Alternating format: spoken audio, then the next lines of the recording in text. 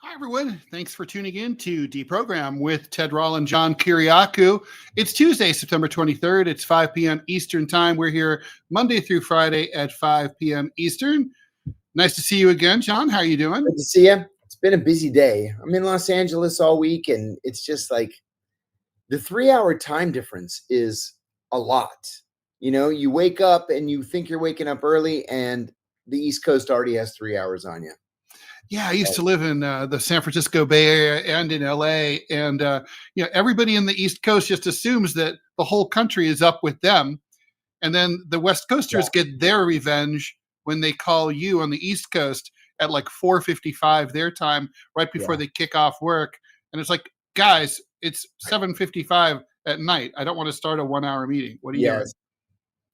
Yes, indeed. It takes getting used to. I mean, and I'm not even going to get into the plight of the poor Hawaiians.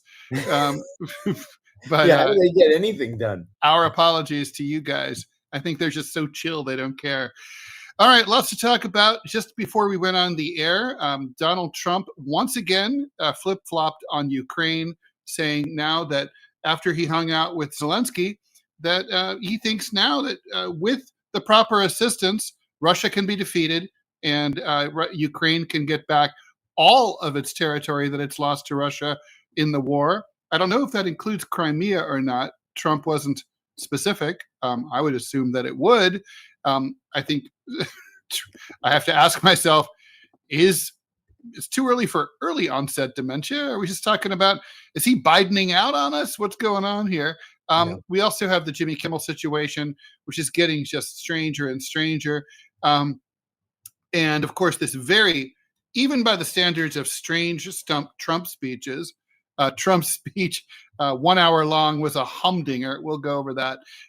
John, I definitely want to pick your brains on this Sim Farm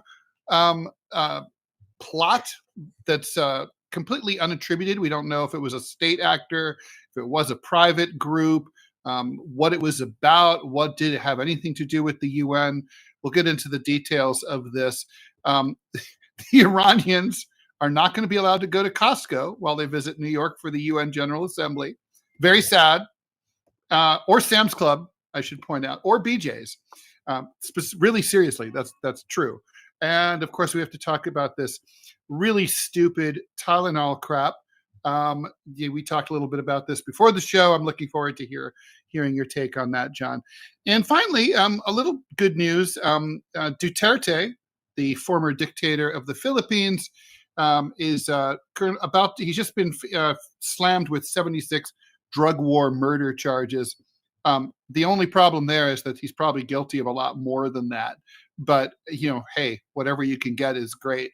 It's, when this was all happening with impunity, I thought, I hope someday he pays for this. So it looks like that day has arrived. So where shall we start? Let's get the worst of it out of the way first. Okay. Trump's speech at the United Nations. Well, you know what? Trump's speech at the United Nations and Trump's allegation that Tylenol, of all things, causes autism. But you can cure it by buying Dr. Oz's special formula vitamins. I mean, the grift is just, they might as well put it in neon lights. It's sickening. But anyway, let's start with Trump at the United Nations. That speech was literally all about him. Now, this nastiness, this anti-UN nastiness that he delivered is vintage 1982 Ronald Reagan.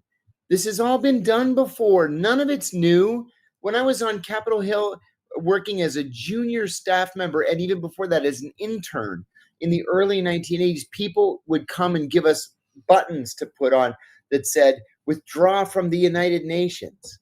I never understood it. But here we are again. The United Nations was our idea. We host it. Yeah, exactly. And we essentially control it. True. So I don't know. What he hoped to accomplish other than appearing like a tough guy, I don't get it, Ted. I don't know what this speech was about. Well, he certainly made his hardcore followers like Laura Loomer on Twitter very happy. Oh yeah, she went nuts on whatever, Truth Social or whatever. That's all that this was for. But anyway, I mean, let's go through some of the lowlights here, right? So Axios has this. So first of all, he thanked El Salvador for running a gulag for us. That's awesome. I love this line. He said that the UN wasn't there for us. The UN isn't supposed to be there for us. No, it's The not. supposed to be It's supposed to be a peacekeeping body. yes, and it's supposed to be there for the world. No particular country, no one country in particular, not for you. He said, everybody thinks that he should get the Nobel Prize. Everyone, not everyone. This is like I remember in middle school, someone threw a party at school, and someone said, everyone was there, and I'm like, I wasn't there. Okay, yeah. I'm part of everyone, and I say he doesn't deserve a Nobel Peace Prize. Although I'd be willing to reconsider that if he were to rein in the Israelis and and force and in fact cut off the Israelis and acknowledge Palestine and enforce a Palestinian state at the force of arms. I'll give him the Peace Prize myself. That's right. He complained that his company, the Trump Organization, didn't get to renovate the UN. He said that he doesn't like the terrazzo floors. He would have gone with marble. Of course he would have, Donald. Of course he would have, and he would have gilded it.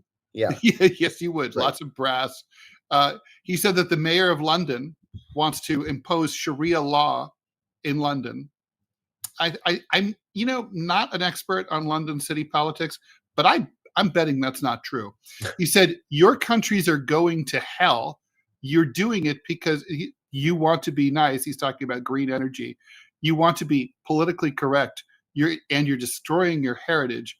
He was pissed off at windmills. He said that windmills are so pathetic and so bad. Yeah. Yeah, he's got a thing about windmills. Yes. Very well. And he claims it's because he loves birds and that they kill birds. But birds aren't real. We've already established that's that. True. They're government surveillance drones. And also, I think doesn't he have property in Scotland that is near a planned windmill farm? That's right, and it's going to ruin the view. He says that's really why he's against it. He said climate change. This might be the most substantive thing. He said that stupid people had made predictions about the effects of global warming. He called carbon footprint nonsense. Said that the Paris Climate Agreement is fake. On that point, I would agree since it didn't accomplish anything, but that's probably not what he meant. And then he said, I remember hearing about the carbon footprint, and then Obama would get into Air Force One, a massive Boeing 747. Okay, so let me speak slowly and use small words, Mr. President. It's like one person changing to, like, let's say Obama went home on a rowboat is not going to change climate change. We need systemic governmental international action to stem massive amounts of greenhouse gases. And even a giant plane like Air Force One is not going to be enough to make a difference here. He said that radicalized environmentalists want for there to be no more cows. I guess they want to kill all the cows. And that reminded me, that's also an ongoing debunked Republican theme, that Democrats want to make it illegal to eat beef. That started in the 90s when someone started a rumor that Oprah Winfrey was trying to get the eating of beef outlawed. Of course, it was ridiculously and she was sued by the Texas Cattlemen's Association. That's right, by the Cattlemen's Association. That's exactly right. And here we are, 25 years, 30 years later, and Trump is still going on and on with these debunked false claims. But he made them worse with this Tylenol thing. Tylenol was not invented until 1950. And so, there was plenty of autism before 1950. Oh my God. But you know what? It would be easy for dum-dums to believe that Tylenol was linked to autism, because they're not going to Google when Tylenol was created. Where he blew it was then referring everybody to Dr. Oz's phony vitamin supplements and saying that ordering Dr. Oz's vitamins would prevent autism. This is more retarded RFK stuff too. Yeah, it is. The thing is, I'm extremely sympathetic to parents who have kids with autism. I was terrified that my kid might have autism. We did an amniocentesis to minimize the chances of that. So, I mean, seriously, I would love to find out what's causing it.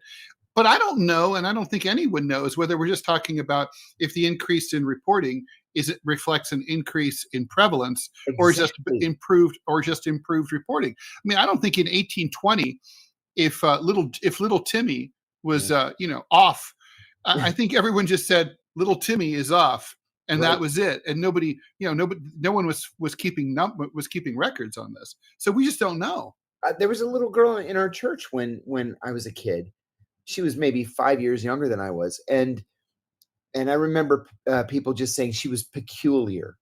Well, now all these years later, it's clear to me, it's obvious that she had autism, but nobody knew what autism was in 1975. Right. Good point. Well, Anton Dalton says on the YouTube feed, global warming is BS. Global warming, I'm sorry, with all due respect, and I do appreciate that you're watching the show. It's really simple, very simple science. It's not BS. I mean, the fact is that the planet is heating. Average temperatures are increasing. You can, in most places where you live, you can see the difference if you're there for any length of time. And the effects are measurable. There are places that, you're seeing effects, that on stuff that's been around for thousands of years, like glaciers that are melting. And like the point is, yes, there can be human-caused climate change supplementing natural climate change. But what's happening now, and what has never happened before, is the rapidity of the current change that we're seeing. That just has never occurred before. And it's really, this wasn't questioned. This wasn't politicized at all until the 80s. And again, you mentioned Reagan, he of the ketchup as a vegetable. That's when Republicans decided weaponizing anti-science, almost all climatologists, it's like 99% plus, all agree that climate change is happening. All the predictions have actually turned out to be overly optimistic. It's accelerating much worse. I don't know. I mean, I hate the fact that we can't even agree on the facts, because how the hell are we going to talk about possible solutions if we can't even admit that there's a problem, John? Yeah, I think that's right. We are so far apart as a country on so many different issues. I just don't know how we can improve things. Part of the problem is that it's so easy to convey false information and to have false information spread like wildfire. And actually, I said something false yesterday that one of our viewers corrected me on in an email, and I'm grateful for that. I said that Sweden had not recognized Palestine, and Sweden not only has, but it's one of the earliest countries to recognize Palestine. So I apologize for that. It was Finland has not recognized Palestine. So my apologies. But anyway, getting back to, it's easy to say, well, in the good old days when print media ruled. No, the New York Times pushed us into war with Iraq. The Washington Post has become a right-wing rag. It's not easy to just point to one reason why the country's gone down the toilet. There are lots of different reasons. Somebody asked also if I've given up hope of a pardon. I sound like it. I haven't, and I have to keep telling myself, back off. I mentioned yesterday I spoke to Tucker Carlson the other day about the Charlie Kirk memorial service, and he told me, he said, buddy, you got to back off on Gaza. And I said, I can't help it. I can't remain silent. So well, that's never gotten you into trouble before, John. A big tall cup of shut the fuck up is not really John Kiriakou's style. It's not my style. No, I was just telling. I filmed a podcast this morning in a studio here in Los Angeles. It was in Brentwood, and the guy said to me, "I know you." He said, "You got an award like 10 years ago." I said, "Yeah. I got the the Penn First Amendment Award.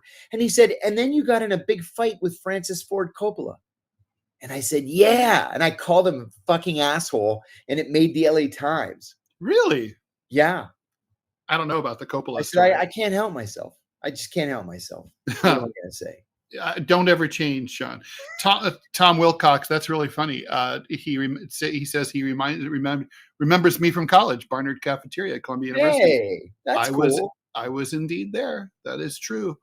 And that's, in fact, some of that is the subject of the John's interview with me for the Rumble Premium stuff, which is just a reminder. Please like, follow, and share the show, and watch us on Rumble. We need you to do that as much as possible. HHQ95, as a mother of an autistic child, I assume Trump, is doing a huge disservice. Yeah, I think that's right. Hey, Ted, here's a question that I think you would be better at than me. Big Boss Bob Ross says, do you read any modern socialist or leftist newspapers or publications about current events? The only one I know that hasn't become corporate Democrat trash is Jacobin. I love Jacobin. I even started buying old issues of Ramparts on eBay. I don't know why. That's really funny. I literally have been recently rereading old copies of Monthly Review, the Socialist quarterly, monthly, obviously. Jacobin's about it. I actually have my complaints about Jacobin, because I feel like sometimes if you scratch those socialists, you find a Humphrey liberal Democrat underneath. I prefer that they weren't so still kind of hoping that the Democratic Party could be reformed, kind of thing, just because I don't think it's true, and therefore it's a waste of time. And we have better things to talk about. The truth is, really the best lefty stuff is overseas. So there's that question. Yeah. So, but I mean, Jacobin's good. I'm a little upset that Jacobin won't run my cartoons. Why won't they run your cartoons? You'd have to ask them. They just don't. Stevie's like, I only read the Antifa Daily. I guess we should talk about that. That's not actually on our topic for today. We didn't have it on the list, but whatever. So Trump passed an executive order not only declaring Antifa as a domestic terrorist organization, of which there's no such thing, there's only international designated terrorist organizations, but said that he's going to go after the funders of Antifa and block their bank accounts.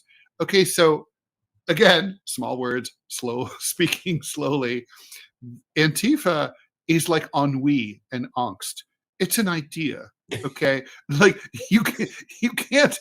it's like fascism itself. Yeah, you can't stop the funders of fascism, because fascism is just an idea.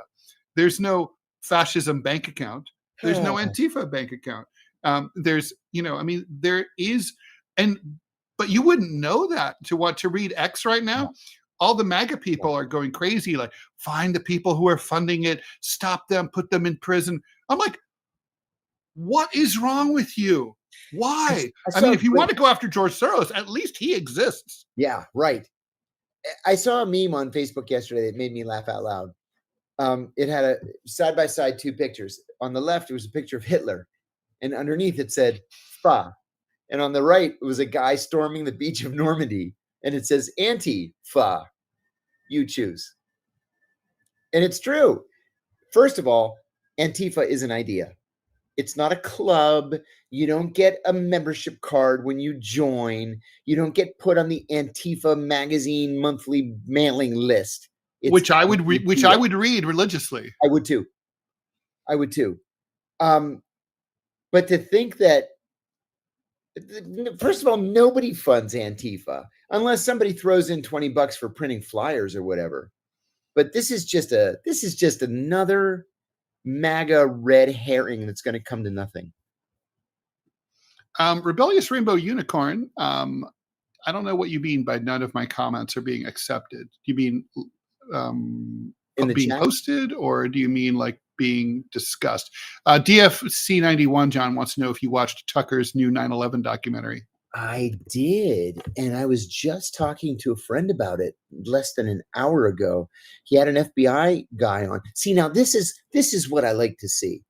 The argument is not over thermite paint or micro explosive, particles, or the space aliens coming down to, zap the building.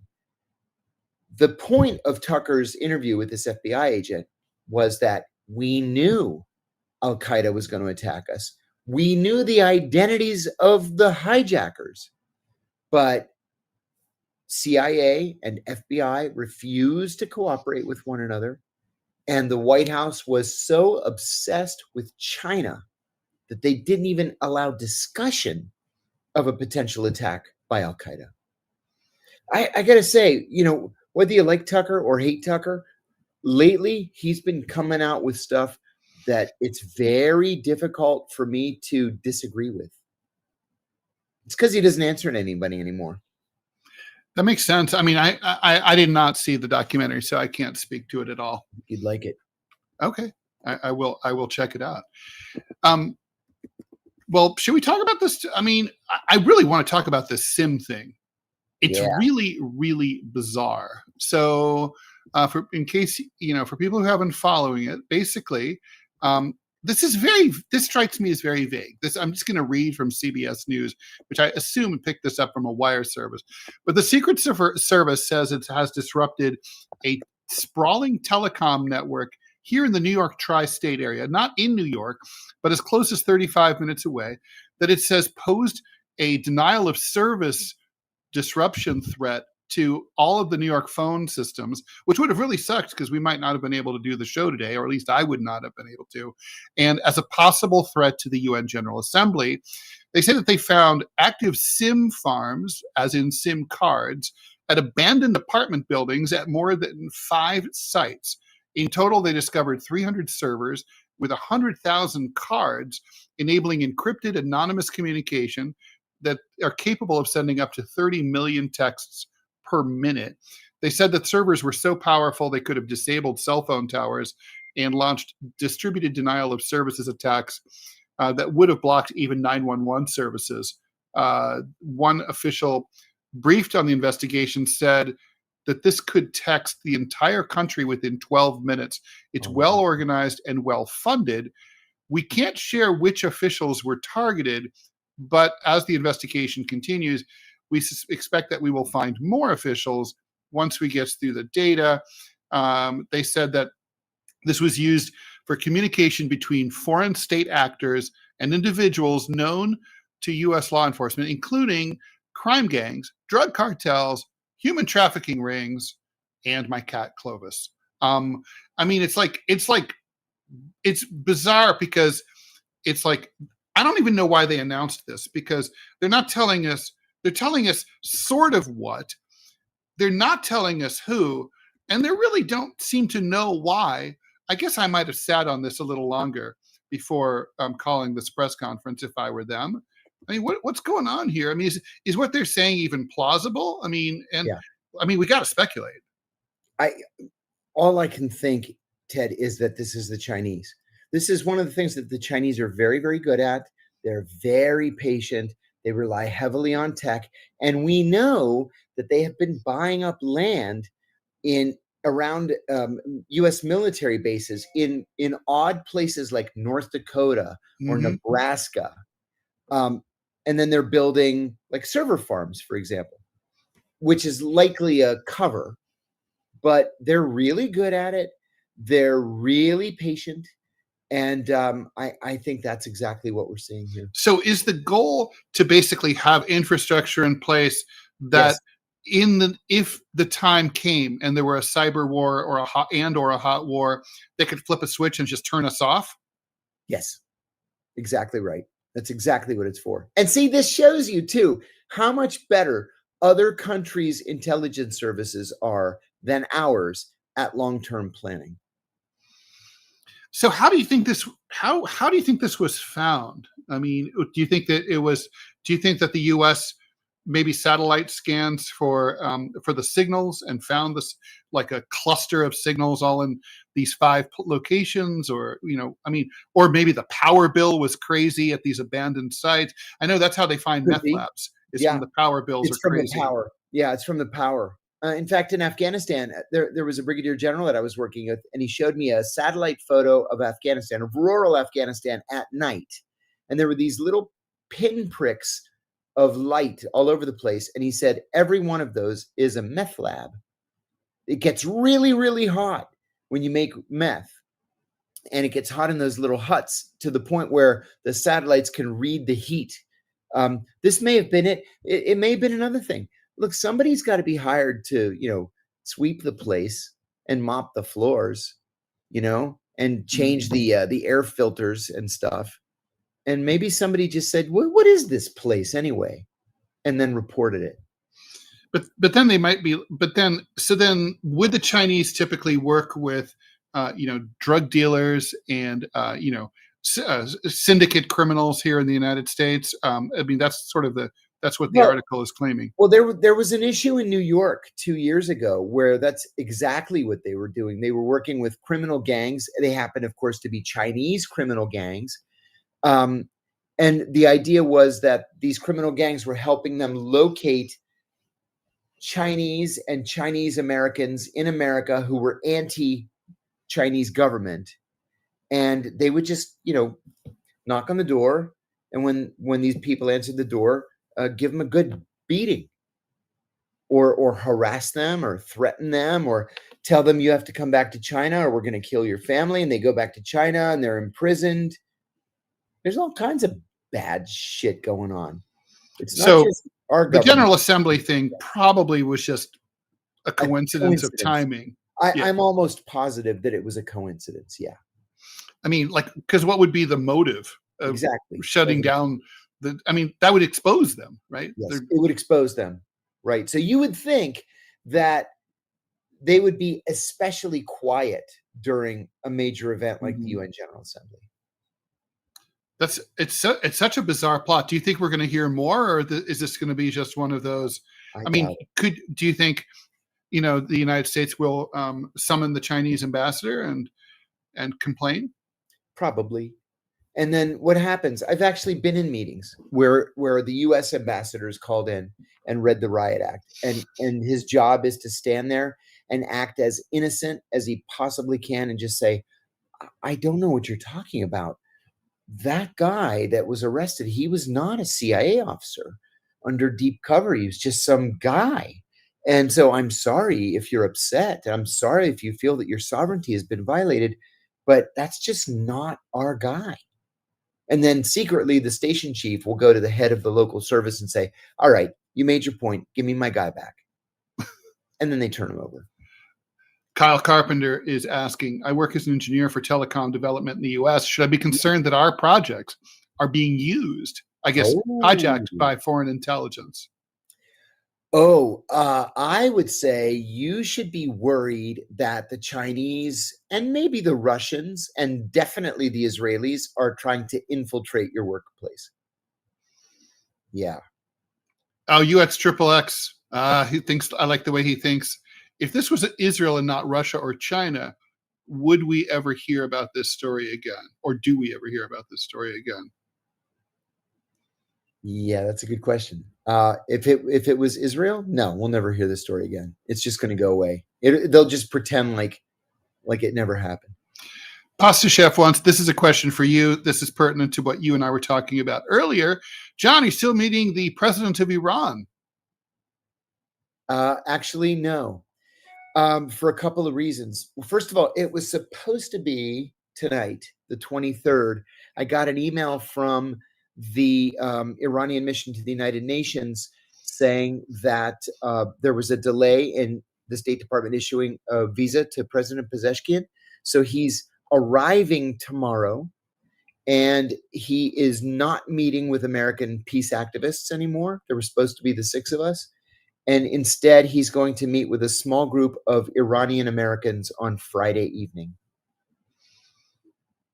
It's a shame. Oh, he was going to bring a press officer with him from Press TV, and that journalist was denied a visa. So he's coming with no media support. Okay, Charismatic, thank you very much for the donation. Did you guys see, by the way, if you're looking to donate to us on YouTube, that question came up yesterday. Please, we have about a month to sort something out over on YouTube, and those super stickers should be restored at that point. But in the meantime, if you'd like to donate, please donate to us over on Rumble. Did we see the Secret Service foiled an alleged plot? Oh, never mind. This is so we just literally talked here. So they claim there's only 3 countries that would do that: China, Russia, and Israel. Well, we just answered that question. So John thinks it's China, and I'm not going to complain about that. The Chinese are very, very sophisticated. They're not great at recruiting human sources. They never have been, and partly it's because Chinese intelligence officers, generally as a group, do not have a terrific command of the English language. And well, that would do it. Yeah, hard for them to recruit people. It's like they can't. It's like, you want me to do what? You want me to spy on what? Who? That's and yes, Annie Pominus, it likely would have negatively affected my pardon efforts. See, I have trouble controlling myself. Rob Newman says us two seem to have a healthy stock of American memorabilia you've collected. Ever thought of doing a John and Ted Antique Roadshow? Oh, I would totally do that. We could do that here on the air. Be awesome. Bring together some of our favorite things. Yeah, I definitely have. I know, John, you have a lot. And right now I have my eyes on eBay on this James K. Polk token that I'm dying to have. I've been looking for it for a long time. Starting bid though is over $1,100, and I'm still, you and I know the financial state that we're in. But it's like one of those pieces that like would really fill a hole in my collection because I don't have a Polk. And wow, that would be very good. Have you looked at heritage auctions? Oh yeah, mm-hmm. Heritage. I've gotten just marvelous things at Heritage. One thing that I was outbid on that I really should have doubled down on was the original key to Abraham Lincoln's tomb. Ooh. I went up to $1,500. Was it is it authenticated? Oh yeah. There's a provenance that goes like from the minute they turned the lock for the first time. I went up to $1,500, and it ended up going for like $6,000. It was projected to go for $1,000 to $1,500. Wait, is the lock still there? Could you get in there if you had that key? No, they've changed the tomb twice. Oh, okay. Because in the early 1900s, somebody tried to steal his body to try to hold it for ransom. And, as one does. Yeah. Hey, that's what Hamas is doing. And that's what they did to Evita Peron. They stole her body. And it was missing for years. But anyway, with Lincoln, they ended up making this gigantic private mausoleum. The whole Lincoln family's in there except for Robert Todd, who's in Arlington Cemetery. He was supposed to, this is a little footnote in history. Robert Todd Lincoln, he was the only Lincoln child to survive to adulthood. And he became Secretary of War under President McKinley, and then he became ambassador to the United Kingdom, and then he became president of the Pullman Train Car Company, and that's where he got rich and retired. But when he died in 1920, 1921, something like that, everybody just assumed that he would be buried in the Lincoln family mausoleum in Springfield, and his wife said no. That he had served in the Union Army during the Civil War. He had served as an ambassador. He had served as the Secretary of War. She said his father was a very important man, but he was an important man too, and he deserves some recognition. So she insisted that he be buried in Arlington. He's there with his wife and his son, and then the Lincoln family name died out in 1972, and there are no more direct descendants of Abraham Lincoln. That is very interesting and weird.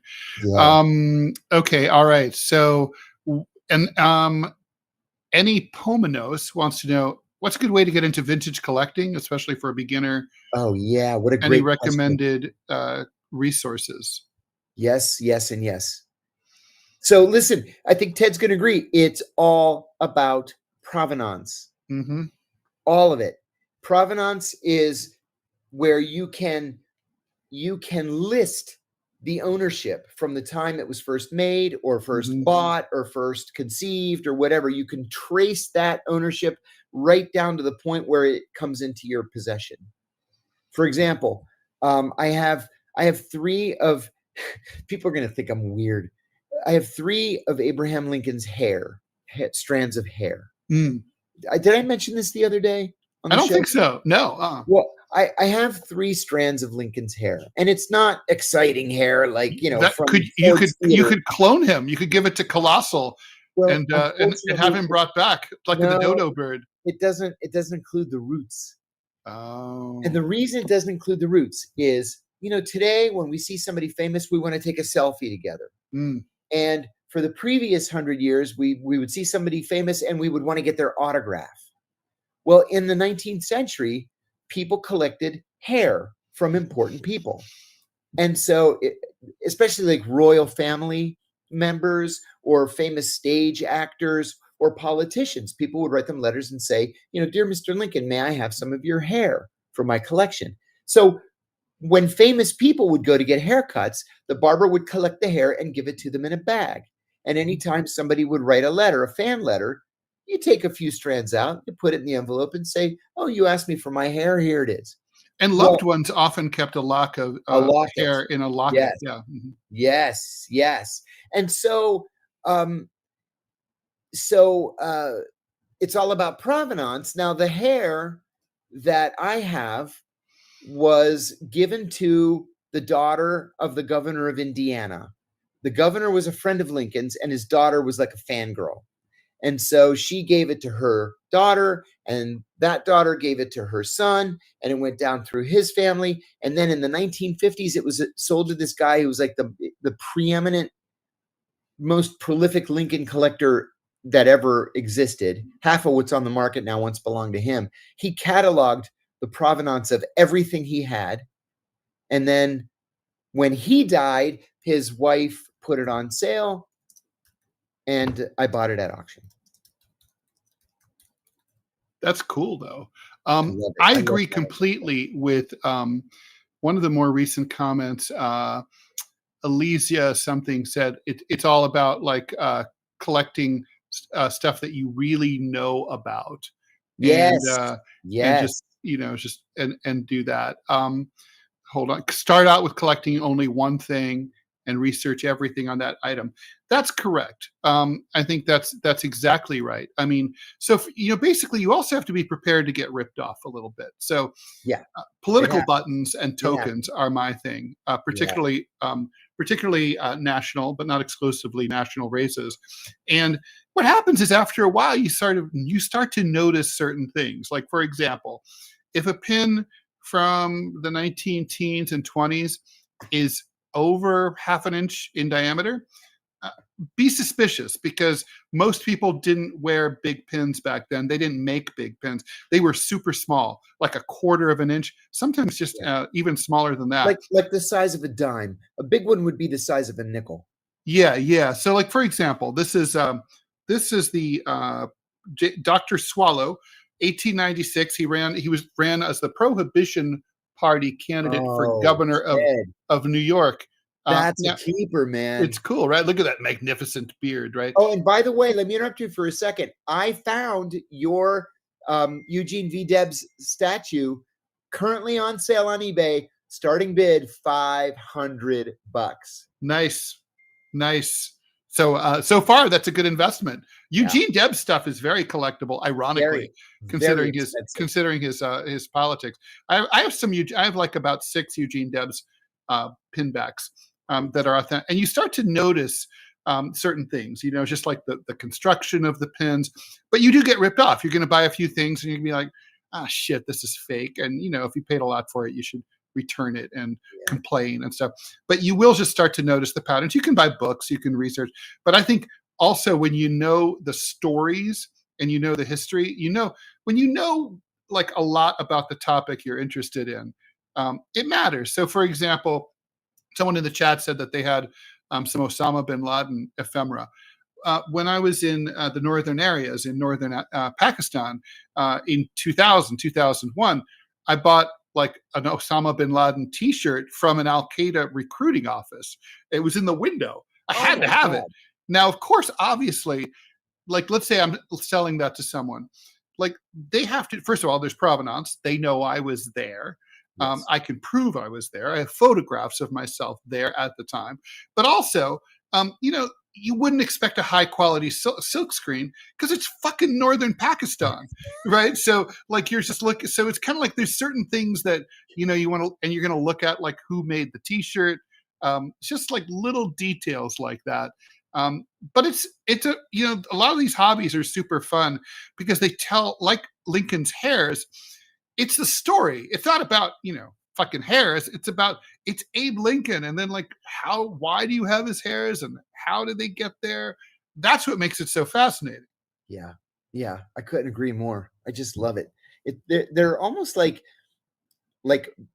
sports cards that are now called relic cards, where it's got a little scrap of the player's uniform or a little piece off of his shoe or whatever. I mean, in most cases, they're not worth anything. Little kids love to collect them because they're unusual and something special.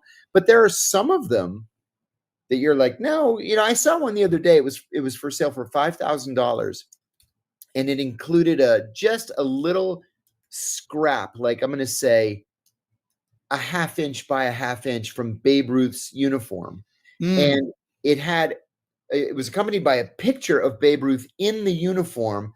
And with a red circle, they circled where the swatch came from. You could tell because it was like there were two different colors. It was like part of the number and part of the lighter color of the uniform. Cool stuff, And what are things worth? Things are worth what somebody's willing to pay you for them. That's true. And I love baseball, and I love Walter Johnson, greatest baseball player to ever come out of the Washington, D.C. area, the greatest right-handed pitcher in the history of the game. And I mean, he retired 105 years ago. So I said to a friend of mine who's an expert on T206 baseball cards, he's actually published the world's leading, study on T206 baseball cards. They used to come in packs of cigarettes. So they're only from the 1909, 1910, and 1911 season. My son and I collect them. Well, I buy them and then I give them to my son is what it is. So I called this buddy of mine who published the big book, and I said, what should I buy? And he said, I just found a Walter Johnson with an unusual back from Polar Bear cigarettes.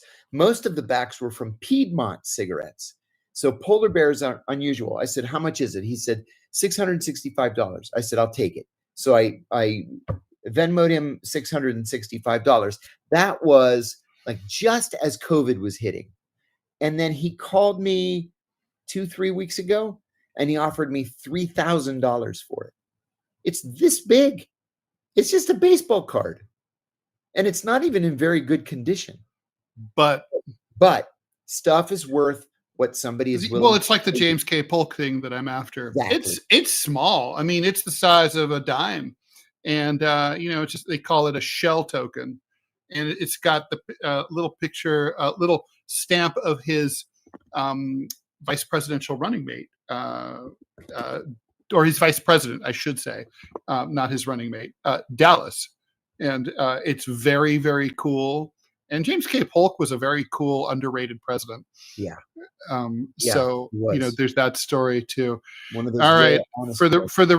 There was a request in the chat to get rid of one super annoying troll. He is now gone. Robbie would have taken care of this faster than I was able to, but I apologize for how long it took me to get to it. Okay. Well, there are people. Well, Stephen Victor Andrews, I have a whole story about John Walker Lind. Okay. So the only thing is, John, one thing about collecting, and we should move on a little bit to the news, is like it gets hard once you have a great collection. Yeah. And it's like, so it's kind of like, it's almost sad. Like people will be like, oh, I have this Jimmy Carter pin, and, I'm very grateful, but, probably I already have it. Right. Yeah. And so, I mean, like in it's sort of like my record collection is like that. Like for punk and new wave, it's 99% comprehensive. It's highly unlikely I will ever find. I cannot ever again in my life go to a cool record store and find a record that I didn't previously have. Maybe on eBay, if I keep searching diligently, I'll find one. But it's like, and it's kind of sad when it gets to that point, because it's like, you feel snotty, like, oh, like, yeah, I have all the McKinleys, and there's a lot of McKinleys. No, but you know what the next step for you then is, Ted? Is to do a book. Oh, yeah, you're right. Yeah, but like a coffee table book with really great photography. I am thinking also of I know, like, it's like this. It'll sound insane, but political ribbons seem like an undervalued, collectible. There used to be campaign ribbons that were magnificent, long, like 5 inches long, and beautiful patterns. Pardon? Most didn't survive. Yeah, that's right. And I'm kind of really interested in cloth collectibles, like, because of the fact that they're so unlikely to survive. In the election of 1888, there were a lot of cloth buttons, and between Grover Cleveland and Benjamin Harrison, and I'm always on the lookout for those, because if you have it, it's like, not only is it from 1888, which is cool enough, but on top of that, it's cloth and it's still here. You know, I was visiting my sister. My sister lives in Bedford, New Hampshire. I love it up there. So I'm visiting my sister, and all of New England is just full of antique shops. Oh yeah. And so I'm at an age now, like you are, Ted, where I'm not just going to buy just random crap that happens to look fun in an antique shop. It has to fit into a collection. Mm-hmm. Sure enough, we're in this place in Portsmouth, New Hampshire, and it's a tea service. And the only reason I paid any attention to it is that the little sign said it had been owned by Buzz Aldrin. Oh, the astronaut. Yeah, and so I asked the woman that was working there. I said, "What can you tell me about this tea service?" It was like tea service for 6, I think it was. Mm. And she said, she goes, "Actually, that's mine. It was my mother's." She said, "My mother grew up next door to Buzz Aldrin. And when her mother got married, Buzz Aldrin couldn't make it to the wedding because he was like, going to the moon or something. I don't know. And so he sent them this tea service." And I'm thinking the whole time, provenance. You say it belonged to Buzz Aldrin. And she said, "I still have the card that he wrote that he sent with the tea service." And she had it underneath one of the saucers. So she showed it to me, and it says, "Dear Maggie, I'm so sorry that I'm not able to make it to the wedding. I bought you this tea service. I hope you enjoyed in good health. Your friend, Buzz Aldrin." And I said, "Well, how much are you asking for all this?" And she said, $80. And I was like, $80 with the provenance that includes the signed card from Buzz Aldrin. So I bought it. Done. What am I going to do with some old lady's tea service? I have no idea. It's in a box, but it's kind of cool. And I'll give it to one of my kids eventually. Yeah, the purchase is like a huge thing. I studied under Robert Paxton, who's the fascism expert at Columbia. Yeah. And he had this amazing portrait. He collected propaganda art, as do I. And he had this amazing poster of Marshal Pétain, the ruler of Vichy France. And it was, who was the fascist leader he was the ultimate collaborator, quisling motherfucker. Yeah. And there's a picture of him looking all old and, which he was like 85. And it says in French, like, "Do you know better than him how to run the country?" And it's like, how awesome is that? It's like, yeah, I do fucking know better than him how to run the country. Biggest asshole ever. And so he's like, he said he was in a little junk shop. He had like $14 to his name. And it was like, the guy was like, "It's $14. And he's like, "I'm not going to be able to, get the metro home." It's like, "I don't take it or leave it." And the guy's like, "I'll take it." And he like walked across Paris with it. And I'm like, oh my God. And I had an incident like that happen like shortly thereafter, after Paxton told me that story. This was in the 80s.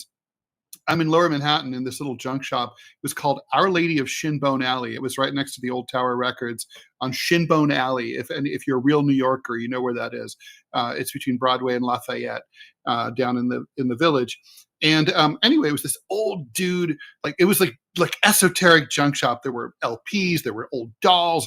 It was one guy like wearing a wife beater T-shirt. He had like mustard stains in his armpits, smoking cigars. Like, you know, like if anyone's ever a pedophile, it was him.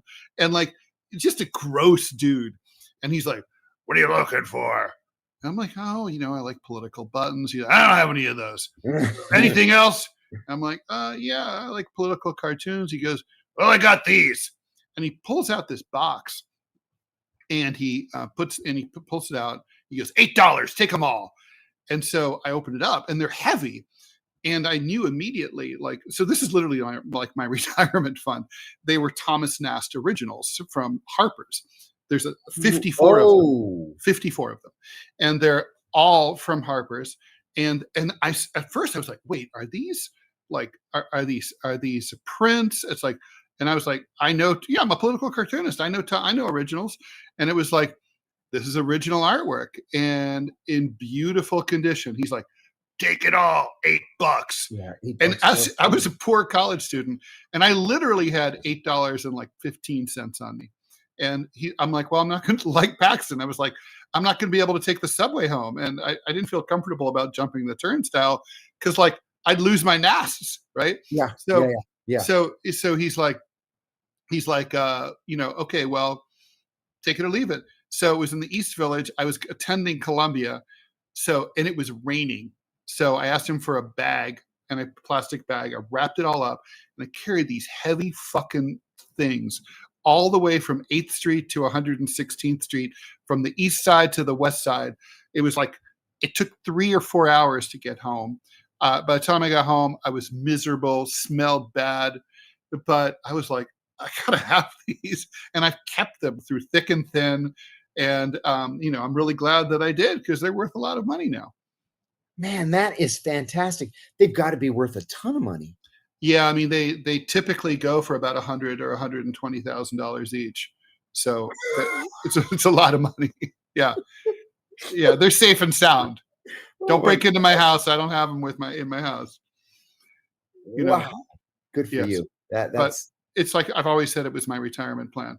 So, I mean, of course, it's also funny because the Ohio State University Art Museum, Cartoon Art Museum, they were like, they got wind of my NASs and they were like, oh, you know, would you, you know, you should really consider donating them to the museum. And I'm like, gee, I think I will donate exactly as many as NAS originals to OSU as I have, as the number of speaking invitations I've received from OSU, which is donut hole. So it's like, I will be keeping those and selling them. Else Sotheby's will be getting my NASs. But anyway. Yeah. So let's see. Do we have any other things to discuss here? Oh yeah, we should talk about Duterte, yeah? Yeah, we should. So Duterte, like, Philippines. He was basically sort of like a more vicious version of Donald Trump. Yeah. When he became the president of the Philippines back in 2013, he basically was like, I'm going to literally have my cops clean up the streets of Manila and other cities by and granted, the Philippines had a massive drug problem at the time. Mm-hmm. And he's like Malay in El Salvador, I'm going to kill them. I'm literally he campaigned on this. I'm going to murder drug dealers. Mm-hmm. And so he was elected, and true to his word, he did. He had death squads go out, and they were cops for the most part and paramilitaries, and they went out and worked the streets and just fucking gunned them down like dogs. And by all accounts, it worked. It really put a dent in the drug business in these cities. But he's also a fucking butcher and a maniac. Yeah, you can't do that. No. Well, apparently he could until he couldn't. Mm-hmm. So now he's in the clutches of the International Criminal Court. And today he got charged.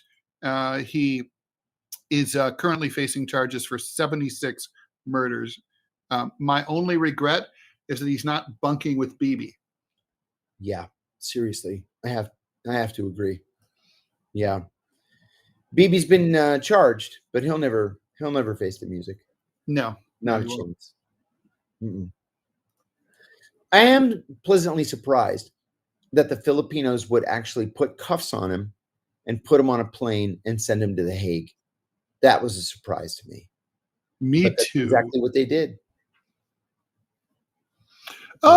Abby Marie wants to know, what are our thoughts on 50 states, one Israel? I don't know about this. One of my friends went on it, and I don't know if I'll be able to depropagandize him. Jeez, I don't know what that haven't is. heard of it. Okay, I don't know what that is either. Hey, John, did you see Macron had to walk 30 minutes because the streets are blocked? Yeah, they closed the streets on the east side of Manhattan for Donald Trump's motorcade and kept them closed. And poor Macron had to get out of his limo and walk the rest of the way to the United Nations. Crazy.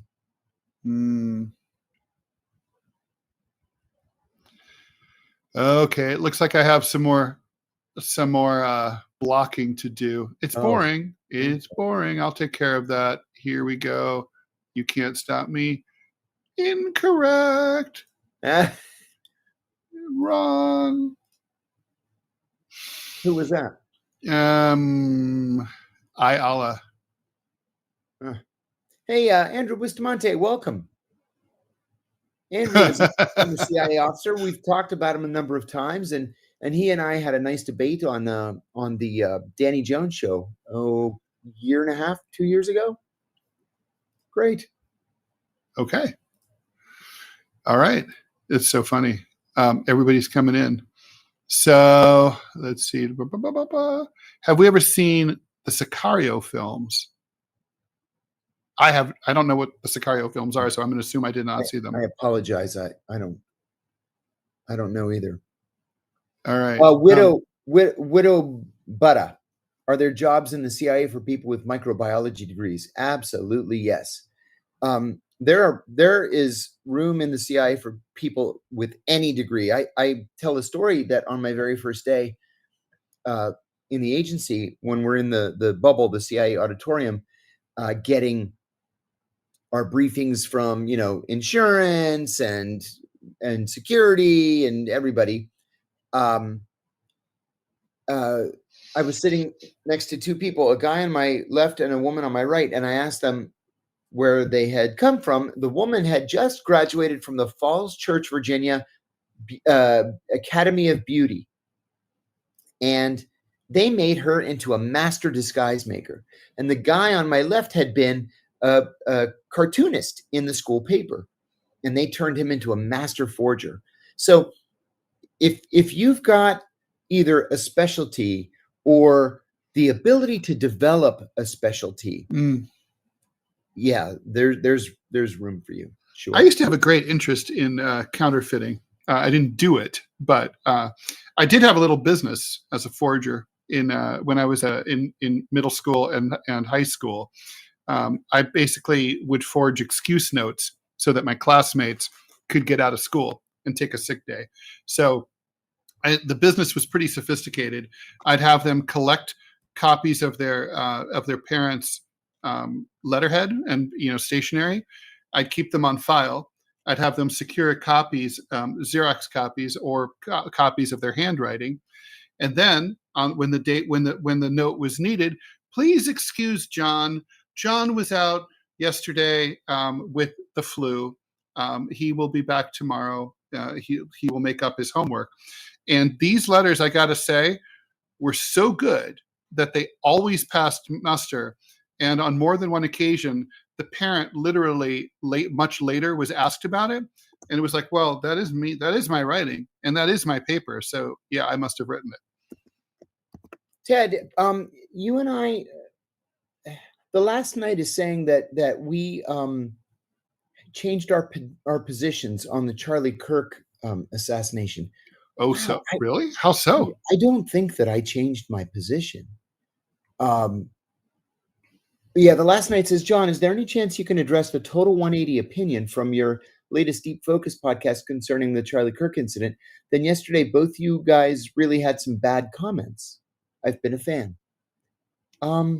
Maybe if the commenter could be more specific. Yeah. Last night, can you write a little bit more about that? Because I'm confused, but I'm happy to address it, whatever it is. Yeah. Because I mean, the thing is, there's so many aspects to this, right? Like, was Charlie Kirk, I mean, I've been I think we've both been consistent about saying he did not have it coming. No. He wasn't he wasn't evil or anything like that. He definitely had some reprehensible politics in some respects. I think the worst thing about Charlie Kirk was this hit list, this snitch list that he maintained on college professors. This is, if you're a free speech warrior, which he claimed to be, you can't be, threatening to get people fired over their free speech. And, you can say like, well, it's legal to do that if it's a private institution. Sure, but don't try to get people fired over their free speech. I mean, the First Amendment should protect your free speech, even in a private enterprise, even though it doesn't. But yeah, I mean, by the way, I don't claim to always be consistent on things. Human beings are not. Yeah. I'm wondering if it's the episode of Deep Focus that night is talking about is where I interviewed Elizabeth Lane. She's an investigative journalist with Unified Television, and she was at the hospital when Charlie Kirk was pronounced dead. Interestingly enough, there were no other major media members at the hospital, just because there was no major media covering his talk at Utah Valley University, because it was the same thing he would do time after time after time at campuses across the country. I think I said in Deep Focus that his killing deserves a fulsome investigation. I believe the kid did it. I don't have any reason to believe the Israelis did it, or right. The Antifa did it, or whatever. But I don't think I've changed my position. I've been pretty consistent with that. James Gamalis wants to know, this is for you. Any thought on doing an update on the return of the Parthenon marbles? You know what? That's it. There's movement. The Elgin marbles, right? By the British Museum. No. We don't call it the Elgin marbles. I wanted to see what you would say. There's been real movement in the past week. I'll tell you, the Brits finally got to the point where they realized this is untenable. They're going to have to return them.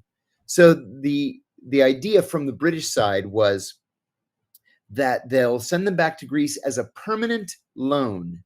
And the Greeks are like, no, we're not going to play that game. They belong to us. They were stolen from us.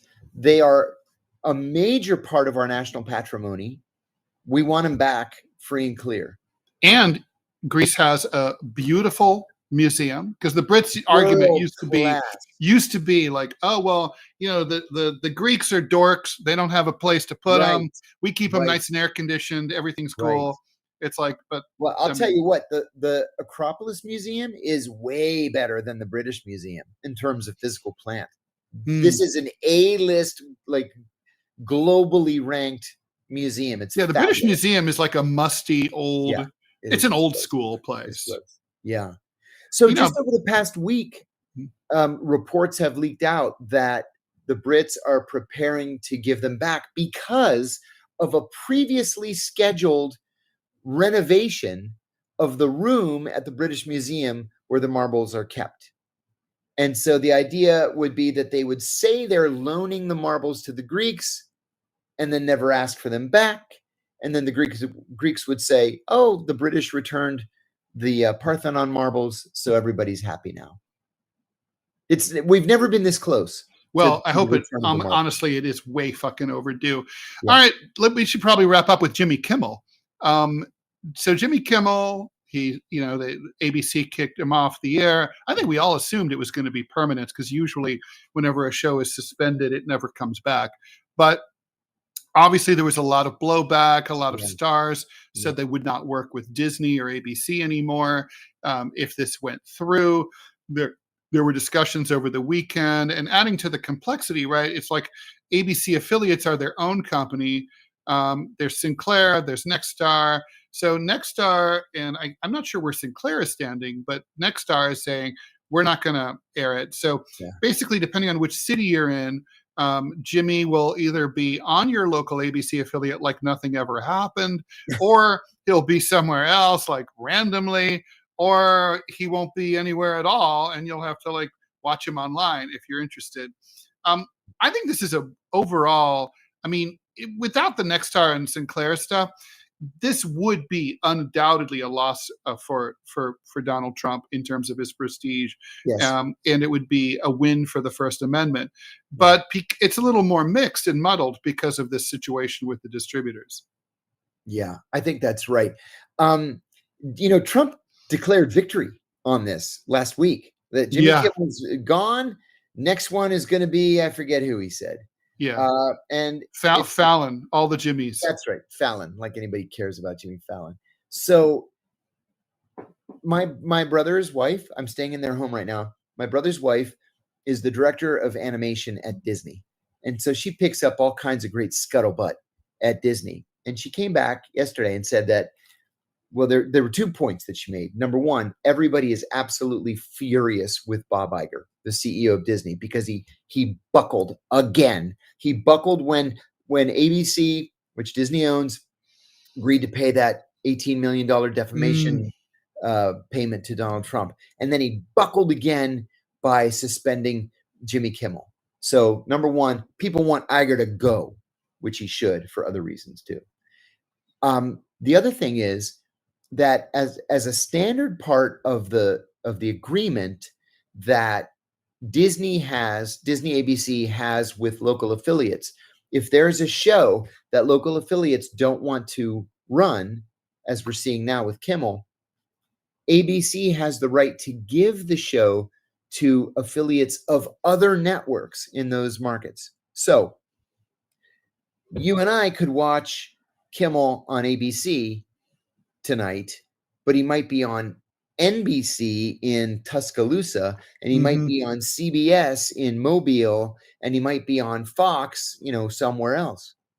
So let's talk about the content. I'm hearing that Jimmy is going to be forced to make some sort of mea culpa. He's going to have to say like, sorry, I was insensitive or whatever, which is frankly very gay that he has to do that.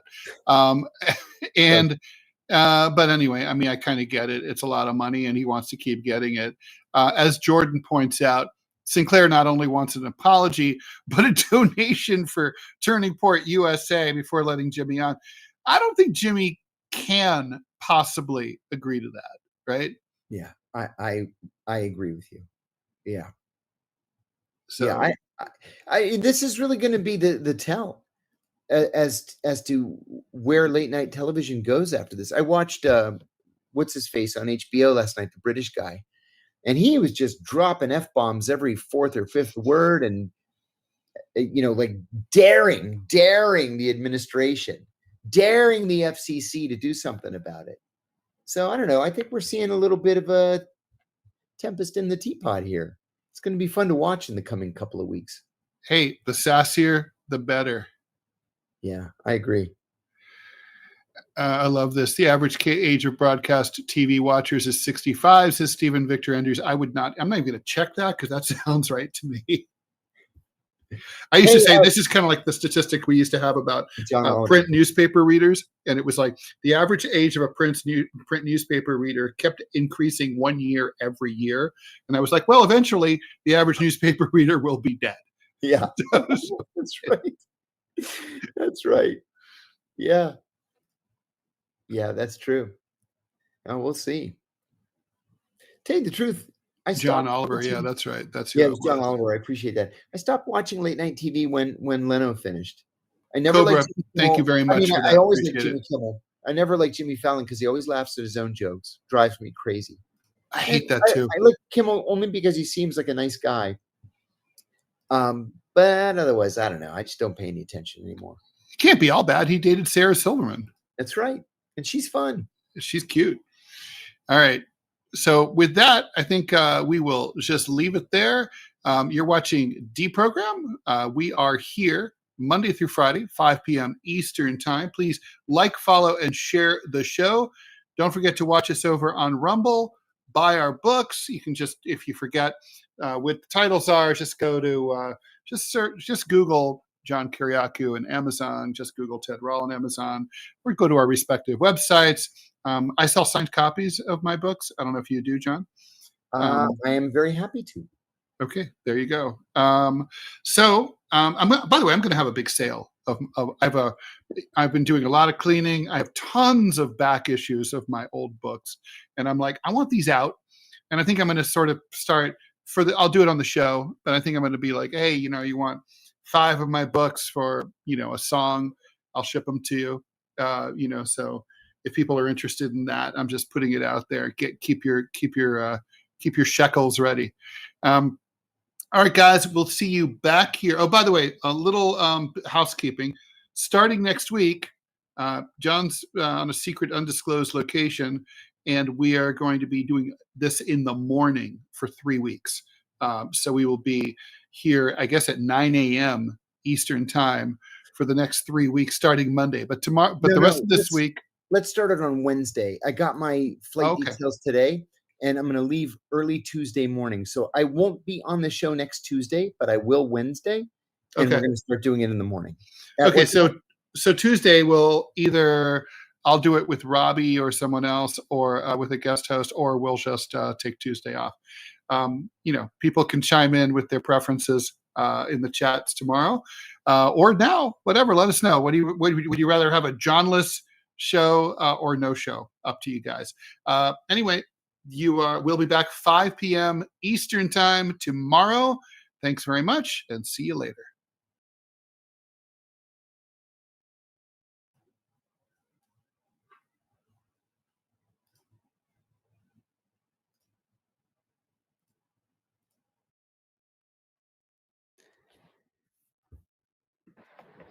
Ted, I've got a